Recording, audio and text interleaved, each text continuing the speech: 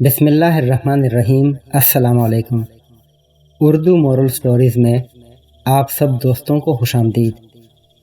ایک شخص فرانس کے ایئرپورٹ پر وضو کر رہا تھا۔ ایک دوسرا شخص دور کھڑا اسے نوٹ کر رہا تھا۔ وہ اس کے قریب آیا اور اس سے پوچھا کہ آپ کا تعلق کس ملک سے ہے؟ اس نے جواب دیا، پاکستان سے۔ سائل نے پوچھا کہ پاکستان میں کتنے پاگل خانے ہیں؟ وضو کرنے والے شخص نے جواب دیا کہ مجھے تعداد کا تو پتہ نہیں، ویسے چند ایک ہی ہوں گے۔ سائل نے کہا کہ یہاں پر بہت زیادہ پاگل خانے ہیں اور میں یہاں کے ایک پاگل خانے کے ہسپتال کا ڈاکٹر ہوں۔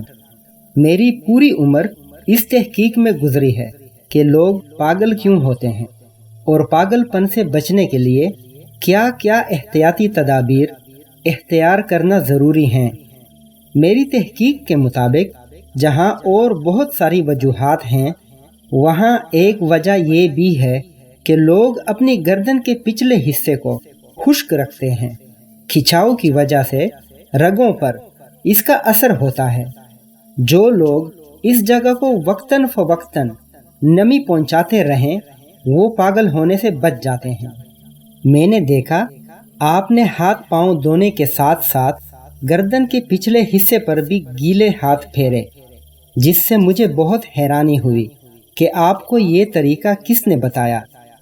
اس شخص نے بتایا کہ وضو کرتے وقت گردن کا مسح کیا جاتا ہے اور ہر نمازی دن میں 5 مرتبہ گردن کا مسح کرتا ہے، اور یہ بات ہمارے نبی حضرت محمد مصطفیٰ صلی اللہ علیہ وآلہ وسلم نے بتائی ہے۔ ڈاکٹر کہنے لگا کہ اسی لیے آپ کے ملک میں لوگ کم تعداد میں پاگل ہوتے ہیں۔